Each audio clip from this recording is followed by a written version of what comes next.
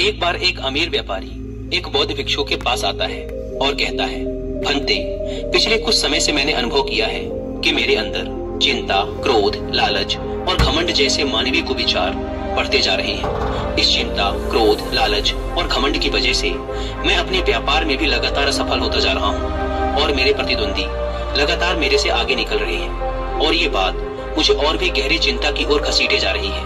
मैंने बहुत प्रयास किया, लेकिन मैं चिंता, क्रोध, घमंड और लालच करने की अपनी आदतों को छोड़ नहीं पा रहा हूँ। कृपया मुझे कोई ऐसा समाधान बताएं जिससे मैं अपनी इन बुरी आदतों से हमेशा के लिए छुटकारा पा सकूं। बौद्ध भिक्षु ने उस अमीर व्यापारी की बात पूरे ध्यान से सुनी और फिर कहा, उससे पहले कि मैं तुम्हें तुम्हारी समस्या का समाधान बताऊं, मैं तुम्हें एक कहानी सुनाना चाहता हूँ। ध्यान से सुनना। एक सम्राट के पास 4 घोड़े थे। वो चारों घोड़े कद काठी से बहुत ही मजबूत और देखने में बहुत ही सुंदर थे। इसीलिए सम्राट उन चारों घोड़ों से बहुत ही प्रेम करता था। लेकिन सम्राट की समस्या ये थी कि वो चारों ही घोड़े बहुत ही उद्दंड थे। वो किसी भी प्रकार से घुड़सवारी के लिए प्रशिक्षित नहीं थे। सम्राट उन घोड़ों को प्रशिक्षित करवाना चाहता था ताकि उनकी सुंदरता में 4 चांद लग जाए। लेकिन सम्राट अब तक असफल रहा था, क्योंकि जो भी प्रशिक्षक उनकी पीठ पर बैठता वो उसे पीठ से गिराकर अपने पैरों से बुरी तरह घायल कर देते। और क्योंकि वो सम्राट के प्रिय घोड़े थे, इसलिए सम्राट का सख्त आदेश था कि कोई भी प्रशिक्षक उन घोड़ों को मार पीट कर प्रशिक्षित नहीं करेगा। इसीलिए अब तक सभी प्रशिक्षक असफल रहे थे। अब सम्राट ने अपने पूरे राज्य में यह घोषणा करवा दी कि जो भी व्यक्ति इन घोड़ों को बिना मारे पीटे इन्हें पूरी तरह से घुड़सवारी के लिए प्रशिक्षित कर देगा, उसे 10 लाख सोने के सिक्के दिए जाएंगे। घोषणा के कुछ ही दिनों बाद सम्राट के दरबार में एक युवा किसान आता है और सम्राट से कहता है, मैं आपके इन चारों घोड़ों को बिना कोई शारीरिक नुकसान पहुंचाए पूरी तरह से प्रशिक्षित कर सकता हूं, लेकिन इसके लिए मेरी कुछ शर्तें हैं। सम्राट ने कहा, क्या शर्तें हैं तुम्हारी?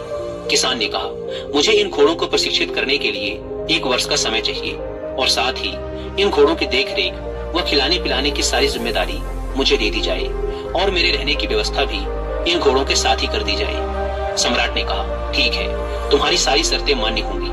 तुम कल से इन घोड़ों को प्रशिक्षित कर सकते हो। अगले दिन सुबह होते ही वह किसान उन चारों घोड़ों को एक बड़े से बाड़े में ले जाकर खुला छोड़ देता है और खुद बाड़े के चारों तरफ दौड़ना शुरू कर देता है। थोड़ी देर तक दौड़ भाग करने के बाद वह उन घोड़ों को अपने हाथों से चारा खिलाता है, पानी पिलाता है और खुद भी भोजन करके उसी बाड़े में लेट जाता है। घोड़े अब भी उसी बाड़े के अंदर स्वतंत्र घूम रहे थे। कोई भी घोड़ा रस्सी से बंधा हुआ नहीं था। जैसे ही शाम होती है वह उठता है और फिर बाड़े के चारों तरफ भागना शुरू कर देता है। वह जब दौड़ता था तो घोड़े भी उससे डरकर इधर उधर भागते थे। जब रात हो गई तो वह घोड़ों को खिला पिलाकर रस्सी से बांध देता है और खुद भी उन्हीं के पास सो जाता है। सुबह होते ही वह किसान फिर उन घोड़ों को बाड़े में ले जाकर खुला छोड़ देता है और खुद बाड़े के चारों तरफ दौड़ने लगता है। घोड़े भी इधर उधर भागने लगते हैं। अब यही उसका रोज का नियम बन गया। वह किसान रोज दिन भर घोड़ों को खुला रखता, उन्हें नहलाता, खिलाता पिलाता, प्यार से पुचकारता, उनके साथ खेलता और फिर रात होती तो उन्हीं के साथ सो जाता। धीरे धीरे घोड़े भी उस किसान के साथ घुलने मिलने लगे। उन्हें लगा कि यह किसान उनका मित्र है, क्योंकि जब से यह किसान आया था घोड़े खुद को आजाद महसूस करने लगे थे। अब वे चारों ही घोड़े किसान को पसंद भी करने लगे थे। ऐसे ही करते करते लगभग 6 महीने का समय बीत गया। एक दिन सम्राट घोड़ों का प्रशिक्षण देखने आए। उन्होंने देखा कि किसान बाड़े में आगे आगे दौड़ रहा है और वो चारों घोड़े उसके पीछे पीछे दौड़ रहे हैं। सम्राट को उस किसान का प्रशिक्षण पसंद आया और वो वहां से चले गए। जब 1 वर्ष का समय पूरा हो गया तो सम्राट के पास संदेशा भेजा गया कि घोड़े पूरी तरह से प्रशिक्षित हो चुके हैं। सम्राट बड़े ही उत्साह के साथ उन घोड़ों को देखने आए। सम्राट के आते ही किसान ने एक एक कर सभी घोड़ों के ऊपर बैठकर उनकी लगाम पकड़कर सवारी करके सम्राट को दिखाई। सभी घोड़े बिना किसी उद्दंडता के पूरे अनुशासन के साथ किसान को अपनी पीठ पर बैठाकर तेज गति से भाग रहे थे। यह देखकर सम्राट के आश्चर्य का ठिकाना ना रहा। उसने किसान से पूछा, यह चमत्कार तुमने कैसे किया? किसान ने कहा, पहले मैं इनको आजादी देकर इनके साथ रहकर इनका दोस्त बन गया। मैं हर रोज बाड़े के चारों तरफ अकेला दौड़ता था। मुझे दौड़ता देखकर ये भी मेरे पीछे पीछे दौड़ने लगे। फिर मैं इनकी पीठ पर काठी रखने लगा। शुरू में तो ये काठी को गिरा देते थे, लेकिन धीरे धीरे ये काठी को पीठ पर रखकर दौड़ने लगे। फिर मैंने इनकी पीठ पर बैठना शुरू कर दिया। जब ये खड़े रहते थे सिर्फ कुछ देर के लिए बैठता था और फिर उतर जाता था। जब ये घोड़े मुझे अपनी पीठ पर बैठाने के आदी हो गए तो मैंने इनकी पीठ पर बैठकर इन्हें दौड़ाना शुरू कर दिया और धीरे धीरे ये इनकी आदत बन गई और अब नतीजा आपके सामने है। यह सब सुनकर सम्राट बहुत प्रसन्न हुआ। उसने उस किसान को 10 लाख सोने के सिक्के तो दिए ही, लेकिन साथ ही उन घोड़ों की देखभाल के लिए उसे अपने यहाँ नौकरी पर भी रख लिया। कहानी खत्म करने के बाद बौद्ध भिक्षु ने उस अमीर व्यापारी से कहा, इंसान के अंदर भी ये 4 प्रकार के उद्दंड घोड़े पाए जाते हैं, जिनका नाम है चिंता, क्रोध, घमंड और लालच। और इस कहानी में जो प्रशिक्षक है वो है हमारी बुद्धि, यानी हम खुद।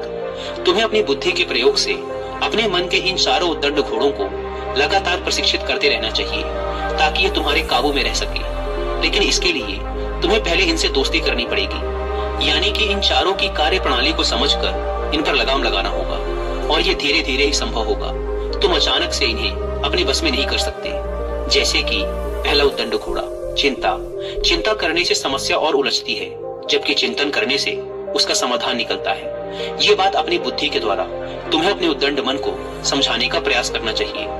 तुम्हें अपनी सकारात्मक सोच के साथ चिंता करने में नहीं, बल्कि समस्या का समाधान खोजने में अपना समय लगाना चाहिए। दूसरा उद्दंड घोड़ा क्रोध। क्रोध करने से किसी दूसरे का नुकसान हो या ना हो, लेकिन स्वयं का नुकसान जरूर होता है। पर कुछ जगहों पर क्रोध करना भी जरूरी होता है, जैसे जब कोई बेवजह ही हमें नुकसान पहुंचा रहा हो, या फिर किसी कमजोर या बेसहारा को अकारण ही डरा धमका या मार पीट रहा हो।